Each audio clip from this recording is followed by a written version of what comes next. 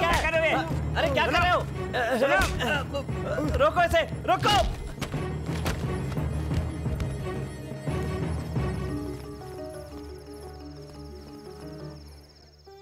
जाओ, चले जाओ।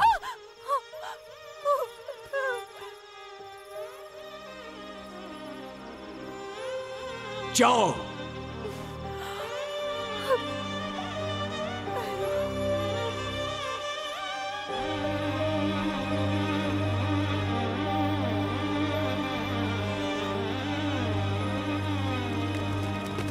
क्या हुआ था यार? ये क्या आपने? सीओ को इन्फॉर्म करो मैंने मिनिस्टर पर गोली चलाई है।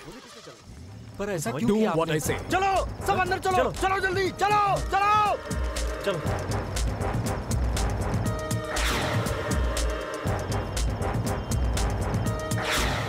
आखिर तुमने ऐसा क्यों किया बॉस? आपने जो सिखाया था मैंने वही किया सर। इडियट, मैंने तुम्हें क्या सिखाया है? जुर्म करने वाले को गोली से उड़ा दो, मैंने वही किया। लेकिन तुमने उस मिनिस्टर पर गोली चलाई क्यों? वो एक लड़की का रेप करने जा रहा था सर। कौन है वो लड़की? कहाँ है वो? अगर मैंने बता दिया तो उसे बचाने का कोई मतलब नहीं रहेगा सर। इडियट, नौकरी चली जाएगी नहीं बताया तो। जानते हो? जानता हूं सर। इसीलिए मेहनत करके आर्मी ज्वाइन की थी। मैंने आपको बताया ना सर, वहां गलत काम हो रहा था। उन्हें सजा देने के लिए तुम्हें वहां नहीं भेजा था। लेकिन सर सामने हो रहे जुर्म से मैं नजर नहीं फेर सकता। तुमने एक नेता को गोली मारी है, आतंकवादी को नहीं। वो एक आतंकवादी भी है, छोड़ दिया तो देश को नोच खाएगा। गोली चलाने से पहले सोचा तुमने? सोचता तो कभी गोली नहीं चला पाता सर। नौकरी जा सकती है, सोचा? देश की इज्जत के बारे में जरूर सोचा सर। बॉस, तुम कोई भी वजह बताओ पर सजा देने का तुम्हें कोई अधिकार नहीं। I am putting you on the court martial. अपनी बेल्ट निकालो। सर मैंने कहा बेल्ट निकालो।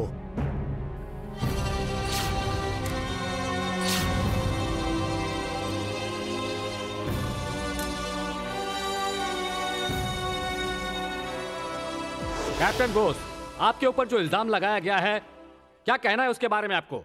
अगर आपका जुर्म साबित हो जाता है तो आपको कड़ी सजा दी जाएगी, इस बात का ध्यान रहे। क्या हुआ तुम्हें? कुछ कहते क्यों नहीं हो तुम?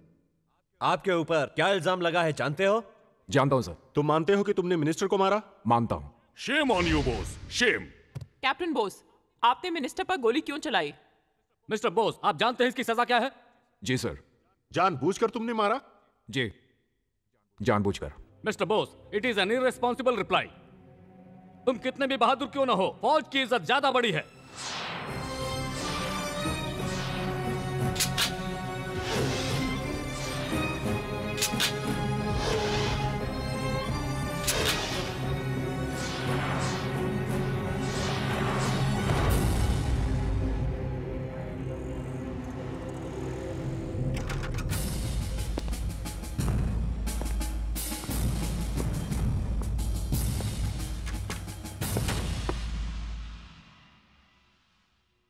IC 42979W Captain S.C. Bose, he is hereby charged under Army Act 45 in conjunction with Army Act 46A and Army Act 63, raid with IPC 302 for unbecoming an officer and attempt to murder.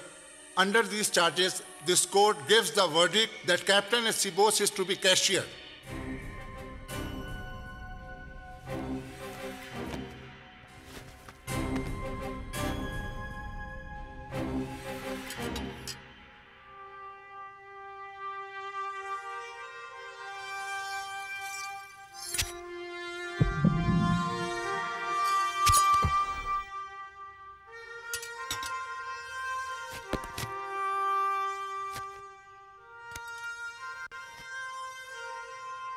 Idiot, इतनी मेहनत की थी तुम्हारे ऊपर, सब बेकार कर दिया।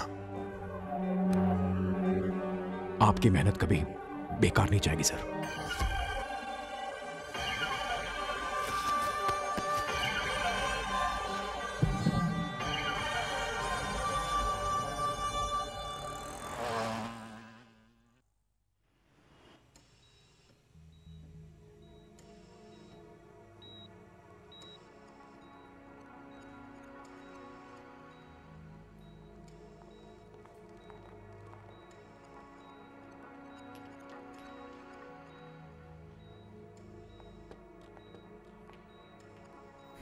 बताइए मिस्टर परमार, कैसा फील कर रहे हैं? तो मैं जिंदा हूं, पर इतना मायूसी से सर क्यों हिला रहे? हाँ? सॉरी सर, जिंदगी तो आपकी बचा ली हमने, पर आपकी जीवन रेखा। तो फिर वो गया ना। बताओ, मुझे जिंदा क्यों रहने दिया तूने? शांत हो जाओ कुंदन। ये बड़ी बात है कि तुम जिंदा हो। शांत हो जाओ। डॉक्टर साहब जरा 2 मिनट प्लीज। नर्स तुम भी जरा बाहर जाओ। नर्स तुम भी बाहर जाओ, जाओ जाओ। कुंदन टेंशन क्यों लेते हो? रिलैक्स हो जाओ। छोड़ो मुझे। व्यवस्था हो गई क्या? दिन थोड़ा आगे बढ़ा दिया है। दिन आगे बढ़ाया? किसकी इजाजत से बढ़ाया? किसकी इजाजत से? तुमने उस लड़की को हाथ लगाया। उस लड़की की वजह से तुम्हें गोली लगी। कितनी मेहनत करनी पड़ी इस मुश्किल से छुटकारा पाने के लिए। कहाँ है वो? किसकी बात कर रहे हो? जिसने इससे गोली मारी थी वही। अच्छा, वो कमांडो, उसे तो फौज से निकाल दिया, वो गांव गया वापस।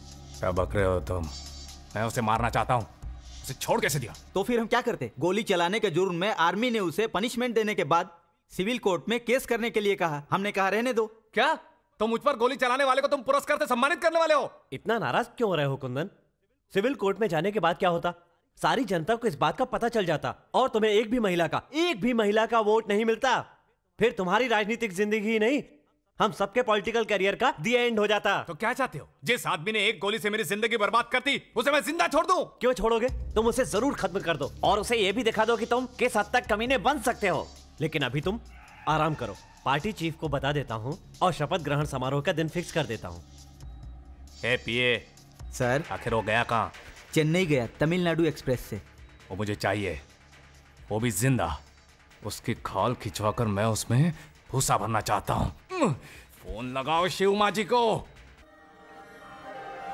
चेन्नई पहुंचते ही उसे उठवा ले वो।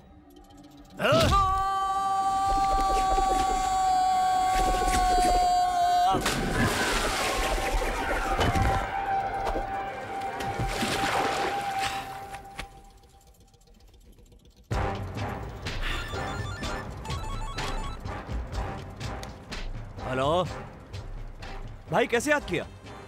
शिवा जी बोल रहा हूं। कौन सी ट्रेन से? सिर्फ पकड़ लूं या मार डालूं? तो उसका एक फोटो फैक्स कर दो भाई, मैं उसे भिजवा दूंगा बक्से में रखकर। ओके भाई, थैंक यू भाई।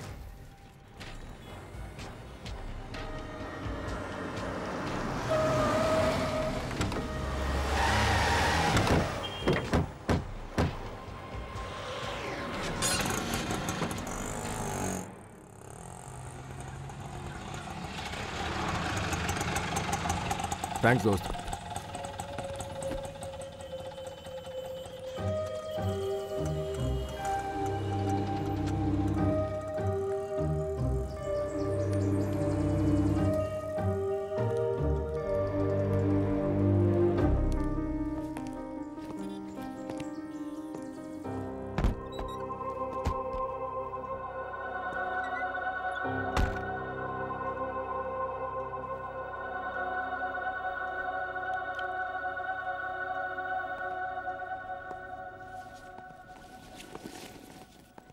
माँ, भैया, पापा,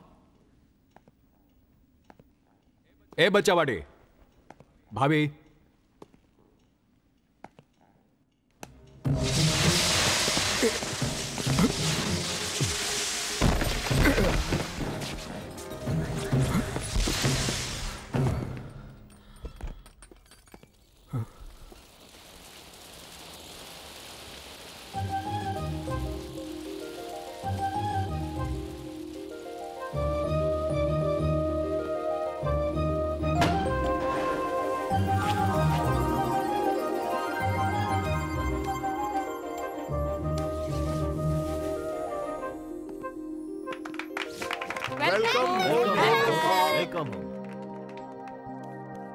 सर, चूंकि आप बहुत दिनों बाद घर पर आए हैं, इसीलिए सबका परिचय देने की परमिशन चाहता हूं सर। Yes sir. ये आपके बड़े भाई के 4 बच्चे हैं। हाय। ये बड़े भाई एमएलए, हेलो भाई। Hello, you look smart boss. You too brother. बड़ी भाभी कमला, इस घर की नमस्ते हेल्थ भाभी। मिनिस्टर। छोटे भैया Vikas Narayan. Hello boss. Lawyer हैं। कैसे हो? मैं ठीक हूँ, आप कैसे हैं? ठीक हूँ। ये हैं आपकी छोटी भाभी। इनकी शादी में आप नहीं आ पाए थे क्योंकि उस वक्त ट्रेनिंग के लिए आप इजराइल में थे। और ये हैं हमारे घर की आधारशिला, हमारा सहारा और सब कुछ। कम शब्दों में कहूं तो ये मेरी पत्नी है, ज्यादा शब्दों में कहूं तो ये हमारे परिवार की जिंदगी है। अच्छी तो हो माँ। अच्छी हूँ बॉस। अब मैं आपका परिचय एक बहुत ही खास व्यक्ति से करवाता हूं। INA member number 5150 is coming.